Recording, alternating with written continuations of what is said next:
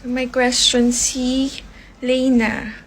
Paano po kayo nagkakilala ng boyfriend mo kasi boxing siya? Yun nga how in the world nagkakilala, pinagtagpo ng tadhana tong bangkera at boksingera. Boksingera. Sometimes the world will really surprise you kung paano kanya guguluhin. But here's what happened kasi. I was just a mere follower of Hergy. Even when I was in a relationship, I was just following her.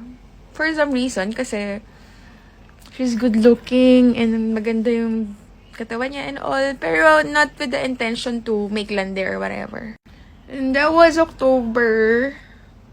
I was super depressed, heartbroken nung time na yun. Like, super heartbroken talaga ako. I was drinking all night. Like, even mag-isa ako, umiinom ako, ganun. Basta super depressed ako because I was super heartbroken nung time na yun.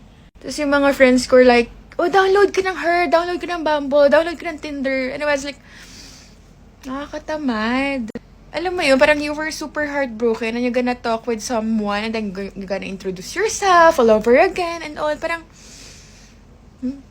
So here's how I met Hergy. I never expected I'm gonna be dating someone from TikTok. So apparently I met Hergy from TikTok and it was super unexpected.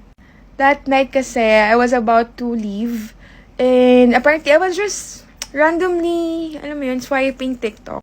I was watching random videos and all and then suddenly a notification popped in. And hindi pa ako ganun ka-aware about TikTok. Like, hindi pa ako ganun ka-alam about it. And then, I accidentally clicked parang I accepted it for some reason. Hindi ko, alam. And then, lumabas si Hergy dun sa live. Unexpected. Sabi ko, what the fuck? What's this? Parang sabi ko nga, I'm sorry. I didn't mean to barge in. Sorry. Parang ganun ako. Parang it was something like this. And then, nag-pop in yan. Notification na yan.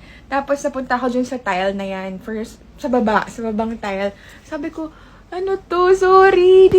Sabi ko, di ko kayo kilala. Di nyo ako kilala. Tapos, sabi nila, it's okay. Pwede na pag-usapan anything under the sun. And I was bored that time. Kasi I was waiting din matapos yung traffic ng time yun kasi rush hour. And they were discussing about jogging, workout, and all. So, sabi ko kay Hergy, gusto ko mag-jogging. Sige, game, jogging tayo. And it all started there. So, tapos na yung 3 minutes.